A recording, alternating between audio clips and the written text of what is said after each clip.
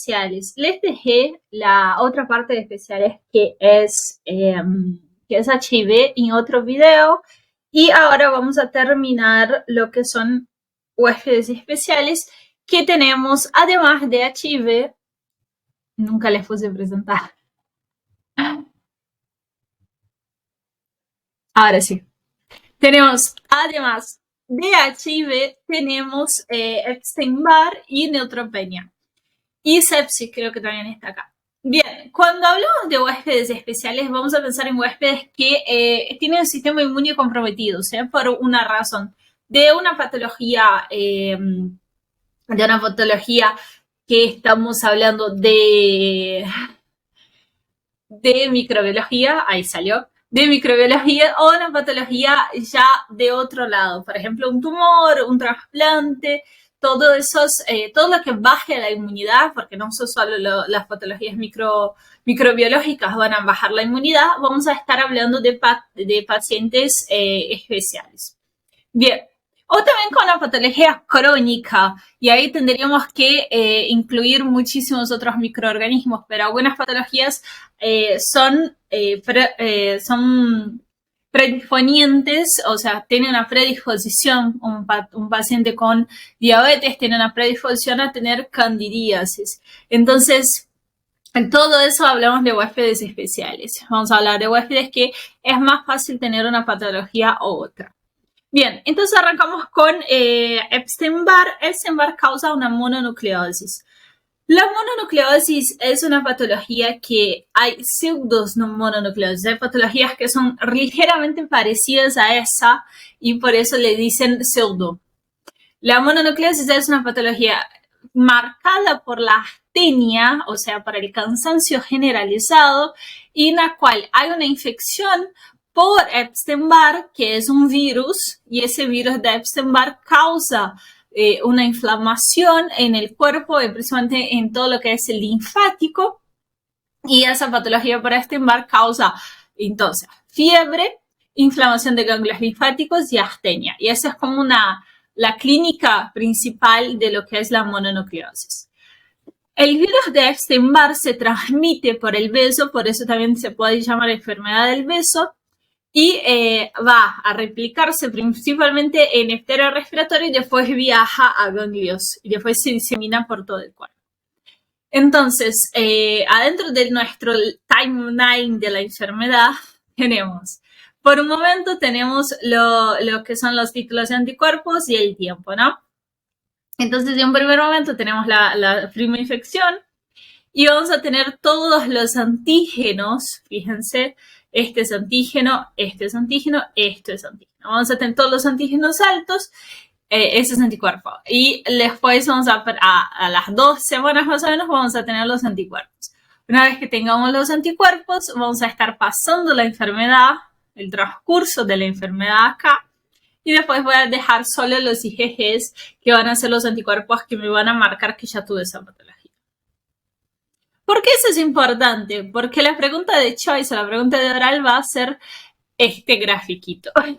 Esto es lo importante de Epstein-Barr para microbiología. Cuando nosotros no tenemos no tenemos ningún tipo de anticuerpos, estamos hablando de un estatus negativo.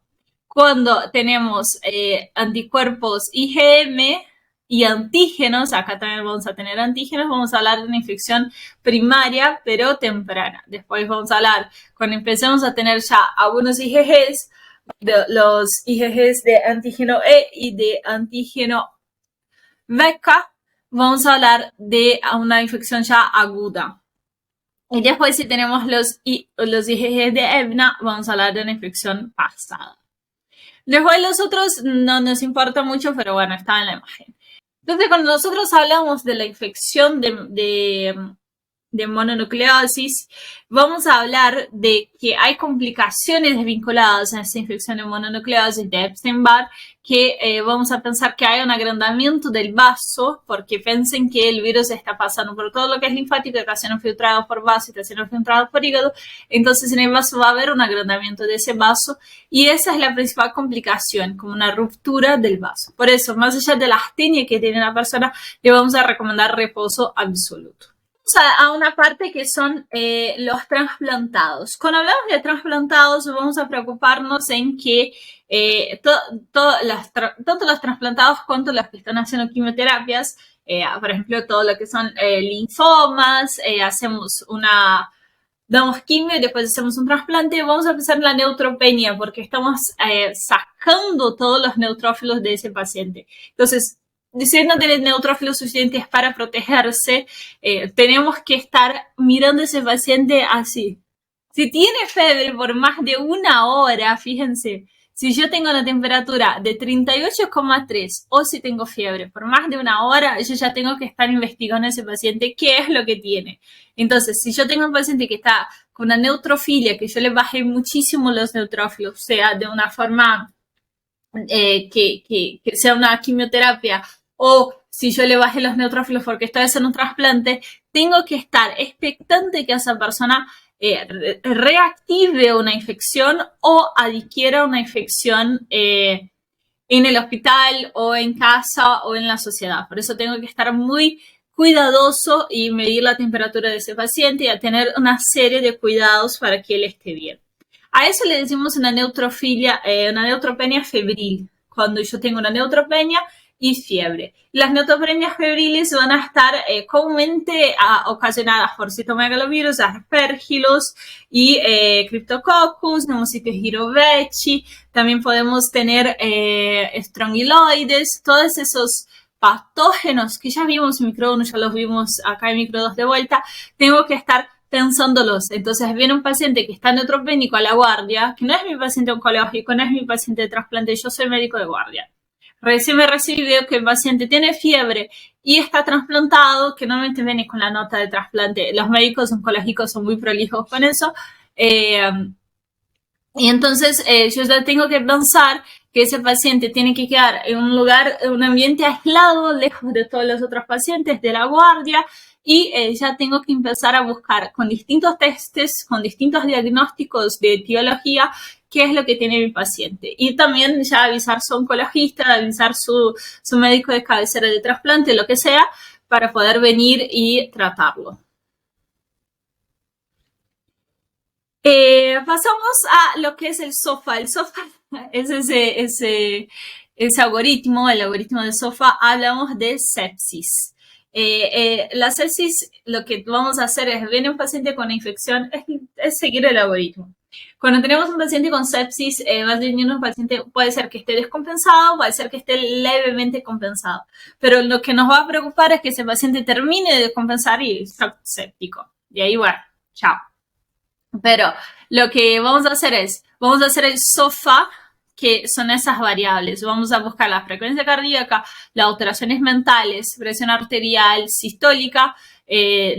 Después, esos son los que podemos hacer de una así mirando el paciente y en el consultorio. Después le vamos a medir la presión de oxígeno. Después vamos a hacer una escala Glasgow, que ya lo podemos hacer acá arriba, pero bueno.